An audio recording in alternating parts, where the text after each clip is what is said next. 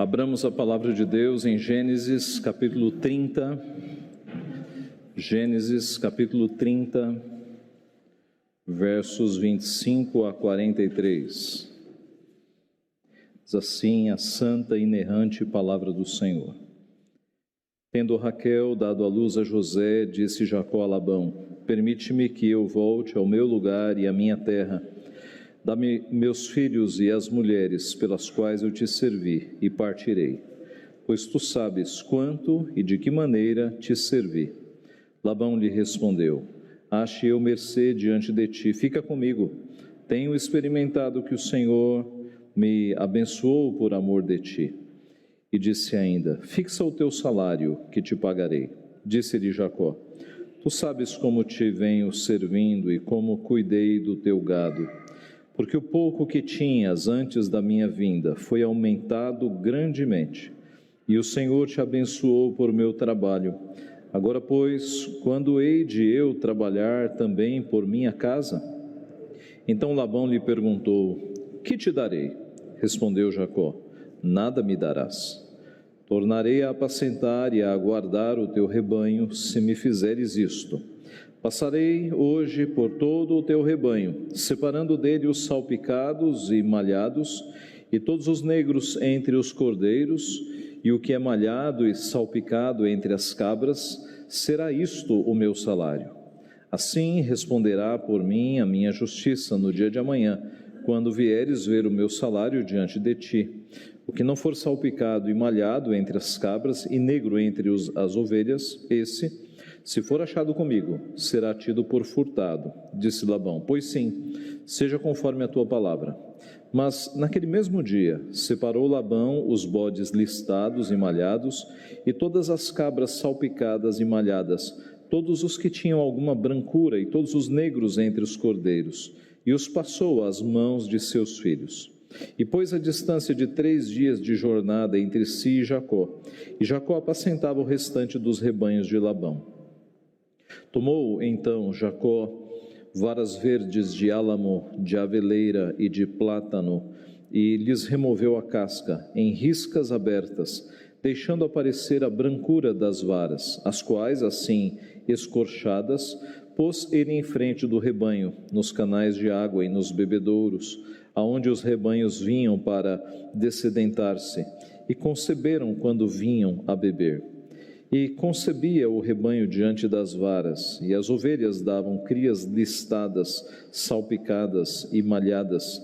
Então separou Jacó os cordeiros e virou o rebanho para o lado dos listados e dos pretos nos rebanhos de Labão, e pôs o seu rebanho à parte, e não o juntou com o rebanho de Labão. E todas as vezes que concebiam as ovelhas fortes, punha Jacó as varas à vista do rebanho nos canais de água, para que concebessem diante das varas. Porém, quando o rebanho era fraco, não as punha. Assim as fracas eram de Labão e as fortes de Jacó. E o homem se tornou mais e mais rico, teve muitos rebanhos, e servas e servos, e camelos e jumentos. Vamos orar mais uma vez. Pai Santo, estamos diante da Tua santa palavra e Te louvamos porque o Senhor a preservou até nós, para que nós víssemos a Tua graça, a Tua misericórdia, o Teu poder agindo na vida dos Teus servos, e nos desse a esperança, Pai, e a convicção de que o Senhor age também no nosso meio de igual forma. Nós Te louvamos por isso e pedimos, Pai, que nesta hora o Senhor mesmo fale ao nosso coração, edifique-nos, exorte-nos, para que não sejam palavras de homens, de um homem falido, de um homem finito e falho e pecador, mas que seja a Tua voz, pelo Teu Santo Espírito, a nos trazer a Tua palavra. Abençoa-nos, portanto, assim, é o que nós pedimos humildemente, e em nome de Jesus. Amém. Meus irmãos, será que Deus nos abençoa apenas quando nós somos fiéis e obedientes a Ele? Será que Deus estabelece conosco uma relação de troca em que, quando nós obedecemos, nós somos abençoados e quando nós desobedecemos, nós somos amaldiçoados? Será que é assim que Deus nos trata? Será que a bênção de Deus depende do nosso esforço? É pelo nosso esforço que Ele nos abençoa. O texto que temos diante de nós nesta noite é rico para responder a estas perguntas. Nós vamos ver nele, em primeiro lugar, que Deus nos abençoa apesar do nosso trabalho, apesar dos nossos esforços todos. O texto começa dizendo que Raquel deu à luz a José, finalmente, e Jacó disse a Labão: permite-me que eu volte ao meu lugar e à minha terra. Depois de 14 anos servindo a Labão, e você se lembra da história, 7 anos pela primeira filha, 7 anos pela segunda filha. Depois de pagar este dote, né, de 14 anos de trabalho, Jacó agora diz a Labão: permite que eu saia daqui, que eu vá ter a minha vida com as minhas esposas e com os meus filhos e retorne à minha terra. Dá-me meus filhos, minhas mulheres, e partirei. Observe que Jacó não pede bens, não pede rebanhos, não pede posses. Ele pede apenas os seus filhos e as suas mulheres. Jacó está pronto para partir de mãos vazias, sem rebanhos, sem nada. Jacó não queria que o seu sogro dissesse depois: eu enriqueci a Jacó. Ele queria apenas partir com a sua esposa, com as suas esposas e com os seus filhos. Jacó sabia que a bênção vinha do Senhor, não vinha do seu sogro. Ele não queria sair com esta dívida. Ele sabia que ele seria abençoado pelo Senhor, não pelo seu sogro. Jacó havia trabalhado muito, mesmo tendo sido enganado, como você deve se lembrar da noite de núpcias, em que Labão entrega ali na escuridão da noite a filha mais velha, Lia, ao invés de entregar Raquel. E ele é enganado, ele que Jacó sempre foi um enganador, não é? Deus o disciplinou na mesma moeda. Jacó sempre foi um enganador, sempre tirou vantagem, e Deus o disciplina colocando o enganador como seu sogro. E agora Labão será o chicote de Deus para disciplinar e para aperfeiçoar o seu servo neste aspecto da sua vida que era tão escorregadio, os negócios e todas as trapaças que ele fez até ali. Deus vai discipliná-lo agora, colocando um sogro sobre a sua vida, enganador, para que ele seja disciplinado nesta área da sua vida, para que ele seja tratado nesta área da sua vida.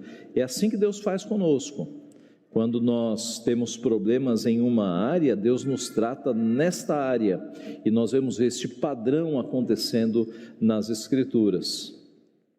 Ele então vai sair, entendendo que a bênção não vem de Labão, nem vem do seu trabalho, mas a bênção vem de Deus. Verso 30, porque o pouco que tinhas antes da minha vinda foi aumentado grandemente, e o Senhor te abençoou por meu trabalho, o Senhor te abençoou. Observe que Jacó começa a apresentar mudanças. Jacó não diz, o meu trabalho te abençoou, mas o Senhor, usando do meu trabalho, te abençoou. Jacó acredita a bênção que Labão recebeu ao Senhor. Jacó sabe de onde vem a bênção. E lembre-se de que daqui a alguns anos, este homem Jacó estará lutando com Deus, literalmente, com um anjo, uma manifestação de Deus, para obter a bênção do Senhor. E lembre-se também de que no passado este homem trapaceou, se fez passar pelo seu irmão para obter a bênção do pai. Mas agora ele reconhece que o importante não é nem a bênção do pai, nem a bênção de Labão, o importante é a bênção de Deus. Jacó começou a ser restaurado e a ser transformado e a ser tratado neste aspecto da sua vida. Agora ele sabe que a bênção que importa é a bênção de Deus. Ele foi enganado no casamento, mas mesmo assim ele trabalhou duro. ele cumpriu os seus votos, ele cumpriu a sua palavra. Isso nos lembra os ensinos de Cristo no Novo Testamento sobre trabalhar não como quem serve a homens, a cumprir a palavra não pensando nos homens, mas pensando em Deus, a dar duro de fato e fazer o melhor não para homens, mas para Deus, como quem serve a Cristo. Paulo escreveu isso, divinamente inspirado, aos Efésios: quanto a vós outros, servos, obedecei a vosso Senhor segundo a carne, com temor e tremor, na sinceridade do vosso coração, como a Cristo, não servindo à vista, como para agradar a homens, mas como servos de Cristo, fazendo de coração a vontade de Deus, servindo de boa vontade, não como ao Senhor, como ao Senhor e não como a homens, certos de que cada um, se fizer alguma coisa boa, receberá isso outra vez do Senhor, quer seja servo, quer livre. Nós lemos na liturgia do culto, Colossenses 3, servos, obedecei em tudo a vosso Senhor segundo a carne, não servindo apenas sob vigilância, visando tão somente agradar homens, mas em singeleza de coração, temendo ao Senhor. Tudo quanto fizerdes, fazei-o de todo o coração, como para o Senhor e não para homens, cientes de que recebereis do Senhor a recompensa da herança. A Cristo o Senhor é que estais servindo. Jacó poderia ter racionalizado: o que? Esse sogro me enganou, eu vou trabalhar durante 14 anos, mas eu vou ser o mais relaxado e displicente servo que ele já viu na vida. Não foi assim. Ele trabalhou duro, trabalhou muito, ele honrou a Deus e Deus abençoou a Labão por intermédio dele. Assim devemos ser nós também. Nós não devemos trabalhar duro apenas quando temos superiores bonzinhos, quando a empresa é justa. Nós devemos honrar a Cristo com o nosso trabalho. A Bíblia diz: quer comais, quer bebais ou façais outra coisa qualquer, fazei tudo em nome do Senhor, para glorificar ao Senhor. É a Cristo que nós estamos servindo. Houve épocas no mundo, na sociedade, em que os funcionários cristãos eram os preferidos, eram os que trabalhavam mais. Hoje, há muitos evangélicos fazendo vergonha, há muitos evangélicos que você não contrataria de novo, porque são péssimos funcionários, dão um mau testemunho de Cristo. Não seja assim. Seja você o melhor funcionário, o melhor chefe, o melhor prestador de serviços, o melhor empresário. Faça tudo para que o nome de Cristo, refletido na tua vida, brilhe e dê um bom testemunho do Senhor. Deus nos abençoa, meus irmãos, pelo nosso trabalho, e Deus nos abençoa apesar dos nossos esforços. Isto é, não é a força do nosso trabalho, não são os nossos esforços que trazem a bênção de Deus, mas o próprio Deus. Não são os nossos esforços e os nossos trabalhos que são a nossa bênção, mas é o nosso Deus que nos abençoa por meio do nosso trabalho. O Salmo 127 que nós lemos diz isso: se o Senhor não edificar a casa, em vão trabalham os que a edificam. Não é o trabalho que traz a bênção, é Deus quem manda a bênção. Inútil vos será levantar de madrugada, repousar tarde, comer o pão que penosamente granjeastes. Aos seus amados ele o dá enquanto dormem. Então todo trabalho e todo esforço é inútil sem a bênção do Senhor. A bênção vem do Senhor. Ela não vem por causa dos nossos esforços, mas ela vem sempre pelo Senhor. Paulo escrevendo aos Romanos capítulo 9, assim pois não depende de quem quer ou de quem corre, não depende dos nossos esforços, mas de Deus usar a sua misericórdia. Então, este é o primeiro ponto muito claro aqui nesta história. Jacó trabalhou muito, Jacó honrou o seu voto, honrou a sua palavra, e as bênçãos vieram, não por causa do trabalho, mas porque Deus abençoou o seu trabalho. A bênção vem sempre do Senhor. Então, Deus nos abençoa apesar dos nossos esforços, apesar do nosso trabalho. Mas a história continua e nós veremos agora que Deus nos abençoa apesar dos nossos adversários. E o adversário aqui de Labão, aliás, de Jacó, adivinha quem é? É Labão, é o próprio sogro. Ele tem um adversário dentro da própria família. Labão não queria o bem de Jacó, e a gente vai ver isso aqui no texto. Labão era um enganador, era um materialista aproveitador. Labão era aquele que só pensava em dinheiro, só pensava em ficar rico, só pensava em suas posses. O seu Deus era o dinheiro, e os anos não fizeram Labão mudar, porque aqui 14 anos depois nós encontramos o mesmo Labão, pensando em dinheiro, pensando em bens, um Labão materialista. Labão lhe respondeu, verso 27, ache eu mercê diante de ti, fica comigo, tenho experimentado que o Senhor me abençoou por amor de ti. Labão queria que Jacó ficasse, não por causa das filhas, ou por causa dos netos, mas porque Labão sabia que ele era próspero por causa de Jacó, por conta da bênção dada a Jacó. E disse ainda, fixa o teu salário, que eu te pagarei. Veja que tudo gira aqui em torno de dinheiro. Me diga quanto você quer ganhar para você não ir embora, para que eu continue tendo prosperidade financeira. A cabeça de Labão é um grande cifrão, ele pensa com olhos materiais, para ele tudo se resume a dinheiro, a bens. Disse Jacó, verso 29, tu sabes como te venho servindo e como cuidei do teu gado, porque o pouco que tinhas antes da minha vinda foi aumentado grandemente, e o Senhor te abençoou por meu trabalho. Agora, pois, quando hei eu de trabalhar também por minha casa? Jacó também sabia que a bênção de Deus havia beneficiado muito o seu sogro, mas ele queria agora trabalhar para ter alguma prosperidade também. Então Labão perguntou, verso 31, que te darei? E a resposta de Jacó, nada me darás, nada me darás. E ele faz uma proposta que soou muito lucrativa ao materialista Labão. Ele disse o seguinte,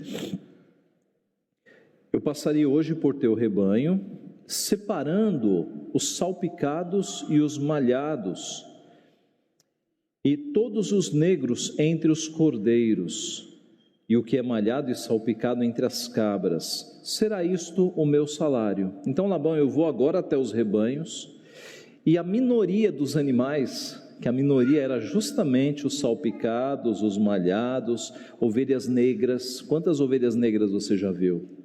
Era a minoria. Então, a minoria eu vou separar. E Labão gostou muito da proposta, não é? Porque era de fato a minoria, era uma proposta lucrativa.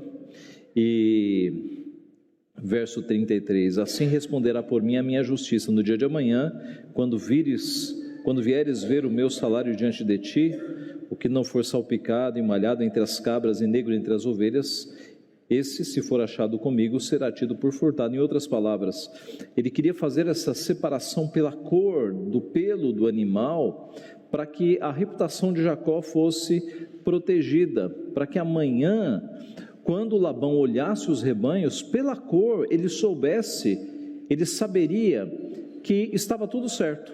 Os malhados, listrados, salpicados e negros que estivessem no rebanho de Jacó eram por direito dele. Veja, qual é o ponto aqui? Jacó poderia ter feito outra proposta, me dá 30% dos teus rebanhos, para que seja a minha parte. Mas o que garantiria que amanhã Labão não suspeitasse de que Jacó tivesse pego mais do que 30%? Poderia ser alvo de suspeita, mas com a separação pela cor do pelo, não haveria dúvidas, está tudo certo, o meu rebanho é desta cor, o rebanho de Jacó é da outra cor, está tudo certo. Jacó, como ele sabia que Labão era um enganador, que Labão vivia justamente de desonestidades, e quem vive dessas coisas tem uma mente que sempre desconfia do outro, né? O contrário é verdadeiro, Pascal já dizia isso. Um homem, quando ele não é dado à mentira, ao roubo e à desonestidade, dificilmente ele vê isso nas outras pessoas, ele é até um pouco ingênuo. Se ele não faz, ele não acha que o outro fará consigo, sabe? E agora o contrário funciona. Quando a pessoa é desonesta, né? Quando ela faz coisas erradas, desonestidades, trambiques, ele também acha que os outros farão consigo. E Jacó já tinha convivência demais com Labão para conhecer a mente de Labão. Então ele fez de uma forma que Labão não poderia acusar de roubo, porque seria visível: a minha parte é desta cor e a tua parte será desta cor. Labão era mentiroso e ele disse: pois sim, seja feito conforme a tua palavra. Mas no mesmo dia ele foi nos rebanhos para ele tirar a parte de Jacó, subtrair a parte de Jacó, entregar para os seus filhos e mandar os filhos para longe. 3 dias de viagem. Então veja como este sogro era uma serpente. No mesmo dia do trato ele foi lá, retirou a parte de Jacó e mandou para os filhos. Ele mesmo fez isso. E Jacó começou sem nada então. O salário de Jacó foi zerado no primeiro dia. E para dar segurança à sua fraude, ele mandou os rebanhos a 3 dias de distância de viagem. Labão, que combina com ladrão, era desonesto. Ele não agia como parente, como sogro de Jacó. Ele agia como adversário. Talvez dentro da tua própria família você tenha gente querendo o teu mal, né? Jacó tinha, o próprio sogro queria o seu mal. Talvez você, na grande família, tenha pessoas que você tenha que ficar meio distante, porque são pessoas que possam estar querendo justamente a tua queda e o teu mal. Mas a boa notícia é, meus irmãos, que nós somos filhos de um Deus que nos protege. É um Deus que nos abençoa apesar dos nossos adversários. Mesmo que os adversários estejam dentro da família, Deus nos protege, Deus nos abençoa. O Salmo 3º de Davi é um salmo muito impactante e muito bom de se ler quando você está passando por adversidades e pessoas te perseguindo. O Salmo 3º, né, um desabafo aqui, divinamente inspirado, mas um desabafo de Davi. Senhor, como tem crescido o número dos meus adversários, são numerosos os que se levantam contra mim, são muitos os que dizem de mim, não há em Deus salvação para ele. Davi vai cair, Davi não tem mais salvação. Porém tu, Senhor, és o meu escudo, és a minha glória, o que exaltas a minha cabeça. Com minha voz clamo ao Senhor e Ele do seu santo monte me responde. Deito, me pego no sono, acordo porque o Senhor me sustenta. Não tenho medo de milhares do povo que tomam posição contra mim de todos os lados. Levanta-te, Senhor. Ele havia dito no verso 1, são muitos os que se levantam. Agora ele pede, levanta-te, Senhor. Salva-me, Deus meu, pois feres nos queixos a todos os meus inimigos, e aos ímpios quebras os dentes. Os inimigos estavam dizendo, não há em Deus salvação para ele. Agora ele responde, do Senhor é a salvação, e sobre o teu povo a tua bênção. Vocês estão dizendo que não há salvação para mim? Pois eis que eu vos digo, do Senhor é a salvação. É Ele quem vai decidir. A salvação pertence a Ele, é Ele quem decide, e sobre o teu povo a tua bênção. Então, apesar de todos os adversários que se levantam contra nós, no bairro, na família, na empresa, na escola, seja onde for, Deus é o nosso Pai, é o nosso protetor, Ele é a nossa salvação, Ele nos abençoa, apesar dos adversários que nós temos. E se você quiser ser fiel a Deus, você vai ter adversários, não tenha dúvida. Você vai ter adversários, seja na família, seja no trabalho, onde for. Se você é um cristão autêntico, você vai atrair oposição, porque este é um mundo decaído, este é um mundo pecaminoso, este é um mundo cheio de desonestidades e de trapaças. E se você quer viver uma vida de testemunho de Cristo neste mundo, você vai ser perseguido. Ele disse: se me perseguiram a mim, quanto mais perseguirão a vós outros. Se nós formos discípulos autênticos de Cristo, assim como Ele foi odiado, nós seremos odiados. Assim como Ele foi perseguido, nós seremos perseguidos. E isso dói, é difícil, mas é glorioso. Ser perseguido em nome de Cristo é a mais alta glória que nós podemos ter. Nós entramos num rol muito seleto dos profetas, e agora eu estou lembrando das bem-aventuranças. Bem-aventurados sois quando mentirem e disserem todo mal contra vós, alegrai-vos e regozijai-vos, porque assim fizeram aos profetas que viveram antes de vós. Então, é de fato uma alegria nós sofrermos pelo nome de Cristo. Mas em terceiro e último lugar, Deus nos abençoa. Em primeiro lugar, apesar dos nossos esforços e trabalhos, não depende deles, mas depende de Deus. Deus nos abençoa apesar dos nossos adversários. E por fim, Deus nos abençoa apesar das nossas soluções tolas, dos nossos jeitinhos, das nossas tentativas de melhorar os planos de Deus. Deus nos abençoa apesar das nossas soluções que são tão tolas. O texto diz que Jacó então pegou varas verdes de álamo, aveleira e plátano, removeu a casca em riscas abertas, deixando aparecer a brancura das varas. E ele colocou essas varas listradas e salpicadas no lugar onde os animais iam beber água e acabavam tendo ali as suas relações. O que Jacó está fazendo aqui? Ele está confiando em lendas que diziam que os animais, dependendo da cor que eles viam quando eles estavam coabitando, assim nasceriam as suas crias, os seus filhotes. Isso era uma lenda, meus irmãos. É parecido com o que nós temos na cultura brasileira, de que se a esposa grávida tiver uma vontade de comer algo que não for satisfeita, a criança vai nascer com o aspecto da comida que foi negada, né? E nós teríamos algumas histórias para contar aqui, né, de desejos de mulheres grávidas que tiveram que ser satisfeitos, mas dificilmente uma criança vai nascer com o rosto de acarajé, ou de melancia, ou de melão. Isso não existe, meus irmãos, né? E a gente dá risada dessas coisas, pois era nisso que Jacó estava se firmando. O plano genial dele foi o seguinte: eu vou pegar aqui essas varas e vou produzir cores listradas e malhadas e salpicadas, e as crias destes animais, dos rebanhos, vão nascer desta cor. Ele estava com um plano, não é, para tentar ajudar a bênção do Senhor.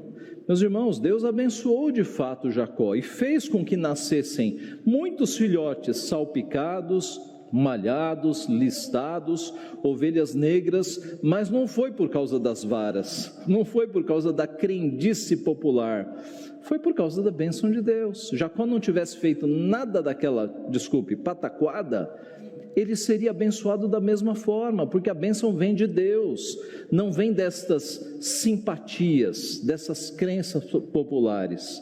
Então Deus nos abençoa, apesar das nossas tentativas de melhorar o plano de Deus, como se fosse possível, apesar das nossas tentativas de dar uma ajudinha no decreto de Deus, que foi escrito na eternidade. Assim, Jacó fez uma série de tentativas aqui, e tudo isso foi inútil. Deus havia prometido abençoar Jacó lá atrás, e aqui nós temos esta lição. Deus nos abençoa, apesar da nossa pretensão de acharmos que estamos ajudando a obra dele. O texto termina dizendo que Jacó se tornou mais e mais rico, teve muitos rebanhos, servos e servas, camelos e jumentos. Há uma nota interessante no texto, ele teve inclusive camelos. Nesta época da revelação, camelo era um animal muito caro, muito raro. E ele se tornou muito rico. E não apenas teve rebanhos, mas teve servos, servas e camelos. Mas a bênção já havia sido prometida por Deus.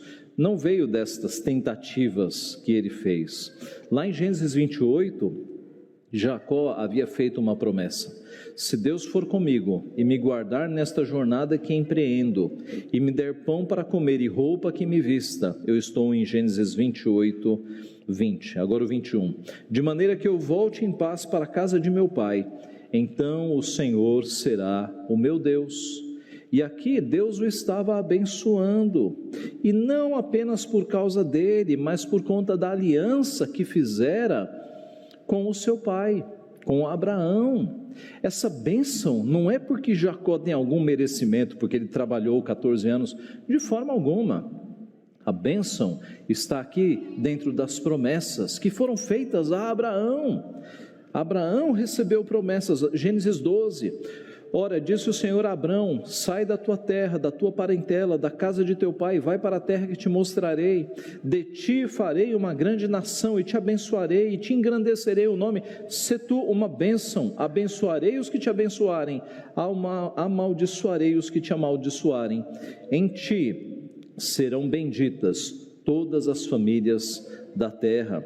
A bênção da prosperidade, então, não era particular a Jacó, mas para a nação que se formaria a partir de Jacó. Lembre-se, Jacó terá o seu nome mudado para Israel. Está nascendo uma nação aqui. Os filhos de Jacó formarão as 12 tribos. Então, esta prosperidade toda não era para Jacó se isolar num lugar agora e desfrutar. Era Deus preparando o início de uma nação. Era uma bênção para Jacó distribuir e iniciar o povo de Deus. E essa bênção não se limita à nação geográfica de Israel, mas é uma bênção que nos alcança também, porque a promessa de Gênesis 12 foi: em ti serão benditas todas as nações da terra, os gentios inclusive. Observe como a promessa de que nós seríamos abençoados em Cristo já se encontra em Gênesis 12. E em Cristo, que é o herdeiro, o descendente legítimo de Abraão, é que nós somos abençoados. As bênçãos da aliança nos atingem hoje por causa de Cristo, o mediador da nova aliança. Na nova aliança, as bênçãos não são mais representadas por bens materiais. No Antigo Testamento, bênção de Deus era o quê? Celeiro cheio, grande colheita, grande produção de vinho. As bênçãos no Antigo Testamento, por conta da revelação progressiva, Deus os tratando como crianças, eram visualizadas. Alguém que tivesse muitas posses era alguém muito abençoado por Deus. No Novo Testamento, com a revelação progredindo e nós sendo agora tratados não mais como crianças, mas como adultos, as bênçãos são manifestadas espiritualmente. Jesus não era um homem de posses, Jesus não tinha onde reclinar a cabeça. Jesus e o colégio apostólico vivia das ofertas das pessoas, para que eles tivessem alimentação. Então, no Novo Testamento, na maturidade da igreja, as bênçãos de Deus não vêm mais prefiguradas ou representadas por posses materiais, mas são bênçãos espirituais. É aqui que nós estamos, e nós somos abençoados como filhos da aliança, nem sempre, ou na maioria das vezes, não com bênçãos materiais, mas com plenitude de bênçãos espirituais.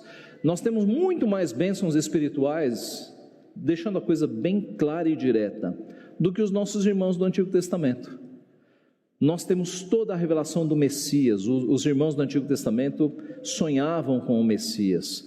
Nós temos todos os ensinos do Messias aqui.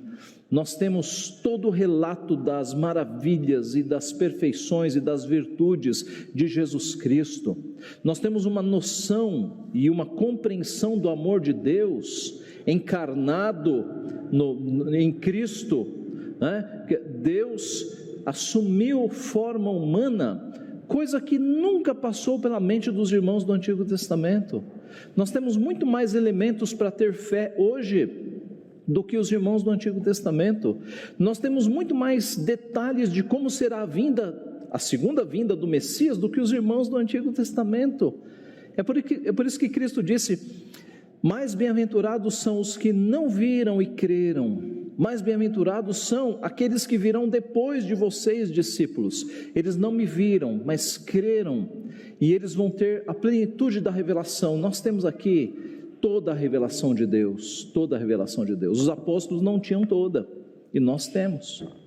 Então, nós somos muito mais abençoados, nós temos muito mais conhecimento revelado de Deus e das suas obras, e do seu ser, e da maravilhosa pessoa de Cristo, e da atuação do Espírito Santo, e do que acontecerá no porvir. Nós temos muito mais do que os nossos irmãos do Antigo Testamento.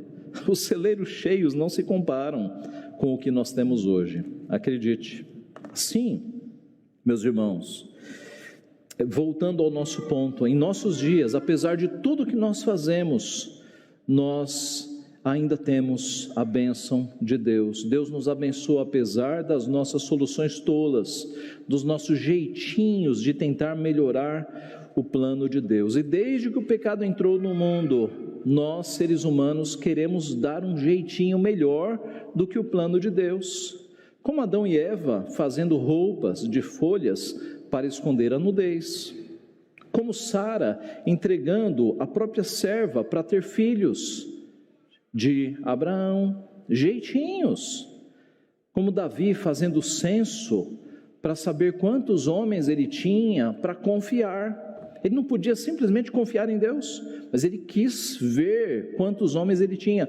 E, incitado por Satanás, inclusive, realizou o censo.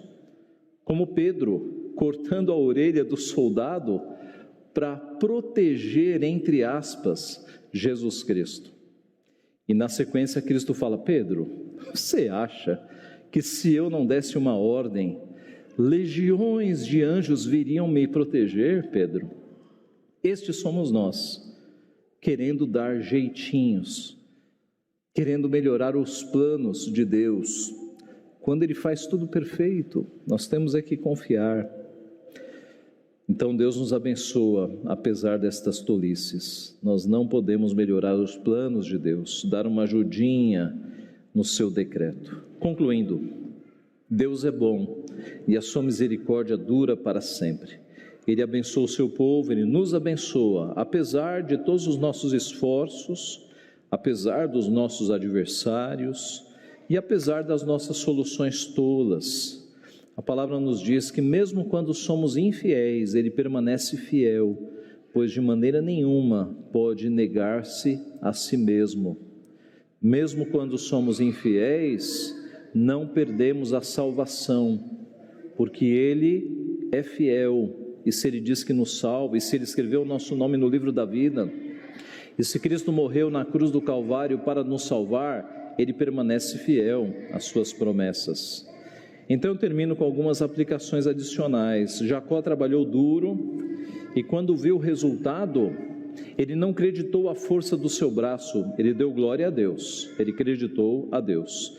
Assim devemos fazer nós também. Devemos ser os melhores funcionários, os melhores alunos na escola, produzir os melhores produtos, oferecer os melhores serviços, mas sempre glorificando a Deus. Nós fizemos e fizemos bem feito porque Deus nos abençoou, porque Deus foi conosco. Sem Ele, sem o ar para respirar, sem a saúde para ficar em pé, nós não teríamos feito nada. A glória é sempre de Deus. Segundo, no mundo nós temos muitas aflições, mas tem de bom ânimo, disse Jesus Cristo. Ele disse: eu venci o mundo. Então não olhe para os adversários, levante os olhos e olhe para Deus. Ele nos abençoa mesmo com muitos adversários. O próprio sogro de Jacó era seu adversário, e ainda assim Jacó foi um canal de bênçãos na sua vida. Isso nos lembra o ensino de Cristo: amai os vossos inimigos e orai pelos que vos perseguem. Mesmo tendo adversários ao redor, não se importe com eles, olhe para Deus e ore por eles, porque isso é o comportamento que Cristo nos ensinou: orar pelos que nos perseguem. Terceira aplicação: cuidado com soluções para os seus problemas que não estejam na palavra. Confie em Deus e siga as soluções de Deus. Então, neste Brasil corrompido, nós sempre somos tentados a correr para um atalho, a sonegar um pouquinho aqui, não declarar ali, fazer determinada coisa para escapar de alguma multa, de alguma punição. Não entre nesse jogo. Seja um homem e uma mulher íntegros diante de Deus. Não dê soluções que fujam da palavra de Deus. Busque uma vida de honestidade, de verdade, de integridade. Pague o preço. Por vezes você tem uma solução aí para escapar de uma multa.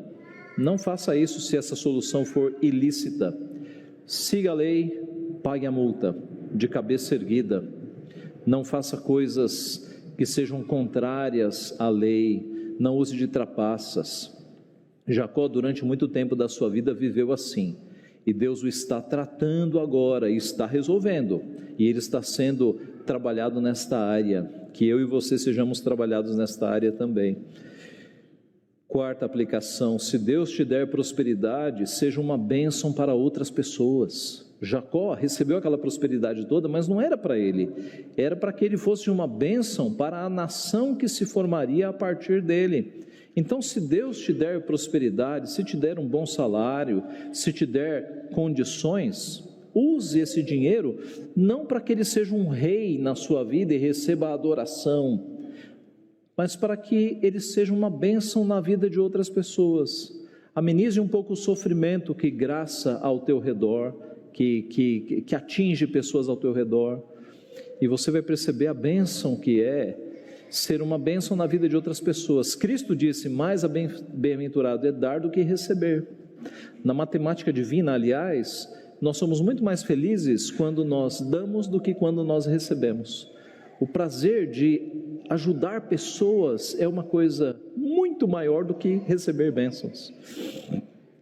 E por fim, não seja um filho displicente, porque talvez, meus irmãos, essa mensagem possa ser interpretada assim: bom, o pastor disse que Deus me abençoa apesar dos meus esforços, apesar dos meus adversários, apesar dos meus planos tolos. Então, se Deus me abençoa de todo jeito, eu vou viver de qualquer jeito. Oh, não use essa mensagem para isso, porque Deus nos abençoa, inclusive nos disciplinando. A disciplina de Deus é uma bênção para a nossa vida, nos desentorta. Então, não use essa mensagem para você agora viver uma vida de displicência, de descompromisso com as coisas de Deus, de jeito nenhum, porque Deus disciplina o filho a quem ama. E ser disciplinado por Deus está incluído nas bênçãos do Senhor.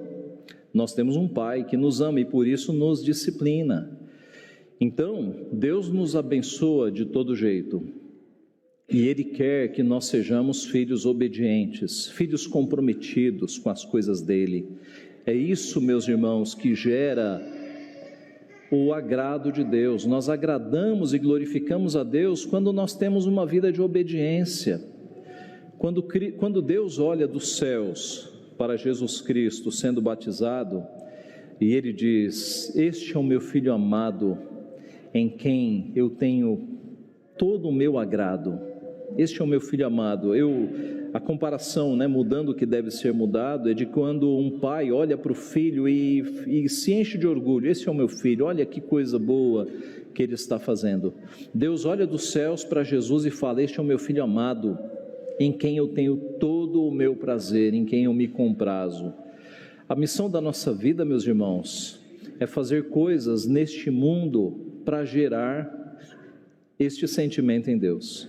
Que Deus olhe dos céus e fale: esta é a minha filha amada, em quem eu tenho o meu prazer. Este é o meu filho amado, em quem eu tenho o meu prazer. Neste momento, neste trabalho, Ele está me glorificando. Como eu fico feliz em ver o trabalho desta minha filha, deste meu filho. Este é o nosso objetivo, é agradar o nosso Pai, é viver para, onde nós estivermos, gerarmos o agrado do nosso Pai. Nós fazemos as coisas não é para que as pessoas vejam e sejam agradadas, é para que o nosso Pai veja e seja agradado. Então, esta mensagem deve gerar em nós uma ideia de que nós temos um Pai que é amoroso, gracioso, que nos abençoa, mesmo quando nós somos infiéis, nós nunca deixaremos de ser filhos dele, e que na medida em que nós somos obedientes a ele, fiéis a ele, ele se agrada cada vez mais da nossa vida, e a sua bênção está sempre conosco. Que ele seja louvado, e que nós sejamos esses filhos obedientes, esses filhos que despertam o sorriso de Deus, o agrado de Deus a cada dia. Amém. O sucesso toca aqui.